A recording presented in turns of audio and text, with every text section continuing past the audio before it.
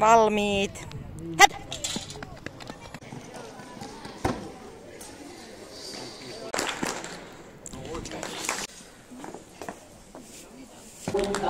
Hyvä, Emma! Hyvä, Emma!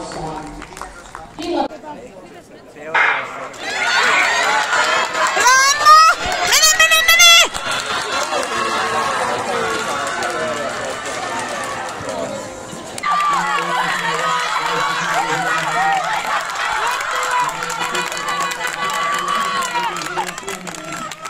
Millaisella joukkueella esimerkiksi Kuivasjärven Aura on tänään liikenteessä? No, kova joukkue. Sama joukkue eilen voitti 4 kertaa 100 metrin viestin ja seuralla on myös tämän lajin Suomen-ennätys 2 vuoden takaa. Nyt vähän siellä juoksijat kyllä uusiutunut. Siellä on nostettu nuoret 15-vuotiaat Anni Niskala ja Emma Juntunen tähän. Kun Dessi Niskala tuo tätä toista osuutta, tuo sen erittäin mallikkaasti ja Kuivasjärven Aura on aivan tajuttoman kovassa johdossa.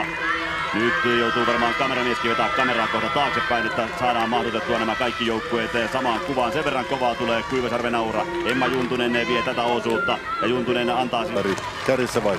Pikkusen havottaa ja varmaan pikkusen enemmänkin, mutta loppuun. Kuivasjärvellä on siellä selkeä kärkipaikka. Emma Juntunen vasta 15-vuotias juoksija. Rohkeasti viilettää takasuoralla menemään ja kaunista tyylikästä väliä on hänen askellus. Nyt lähtee sitten se tiukempi puolisko 400 metrin juoksusta tuo viimeinen 200 metriä. Askel on yhä sellainen, että sillä pysytään mukana mitalitaistelu. Lähtenyt höntyilemään turhan kovaa tuohon alkuun ja jaksoi juoksun perille.